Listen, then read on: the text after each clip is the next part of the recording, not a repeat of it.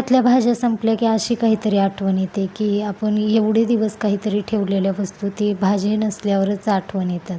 आता मी बनवणार होते मूग मिरचू. मूग मिरचू एकदम साध्या सोप्या पद्धतीमध्ये, जास्त काही आपल्याला साहित्यसुद्धा लागत नाही. फक्त लसूण, मिरची, शेंगदाणे बारीक केलेले एवढंच लागतं, दुसरं काहीसुद्धा लागत नाही.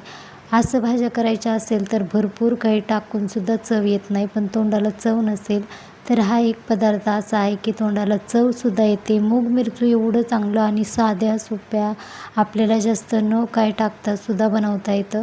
आता मी मूग भाजून घेतले होते, भाजून घेतले, धुवून घेतले, लगेच कुकरलासुद्धा लावून घेतले. कुकरमध्ये थोडंसं शिजता वेळेत थोडं तेल टाकलं, कारण तेल टाकलं ना मऊ, एकदम मऊ शिजतात, नाहीतर लवकर शिजतच नाहीत. त्यामध्येच मीठसुद्धा टाकून घेतलं. इकडं कुकर लावला, शिट्ट्या होत्या तोपर्यंत लगेच पीठ मळून घेतलं. म्हणलं चपात्या बनवून घेते. इकडं कुकरच्या शिट्ट्या होत्या तोपर्यंत चपात्यासुद्धा होत्यात आणि स्वयंपाकाला जास्त वेळसुद्धा लागत नाही. पहिलं भाजीचं बघायचं, म्हणजे भाजी झाली की गरम गरम चपात्या, लगेच काय डब्बा असेल तर इकडं भाजी थंड होते आणि चपात्यासुद्धा एक एक चपाती होत राहते आणि पटपट स्वयंपाकसुद्धा होतो. इकडं लसूण बारीक करून घेते, लगेच मी इथं शेंगदाणेसुद्धा वाटून घेतले.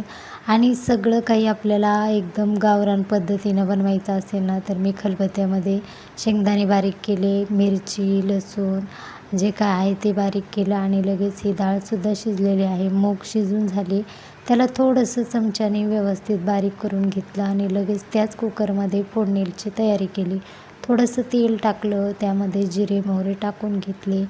लगेच म्हटलं लसूण आणि मिरची वाटलेली आहे तीसुद्धा टाकली. मिरची जास्त तिखट आहे त्यासाठी मी कमीच टाकली, जास्त तिखट खायला होत नाही. आणि हळद टाकली, लगेच फोडणीसुद्धा टाकली. एवढं टाकूनसुद्धा हे मूग मिरचू एवढं टेस्टी लागत होतं भरपूरच. आता बारीक केलेलं शेंगदाण्याचं कूट टाकलं आणि लागेल तसं घट्ट किंवा जास्त पातळ भात असेल किंवा कोणाला सवयी असते भातासोबत खायची तर थोडंसं पाणी टाकलं तरी व्यवस्थित होते.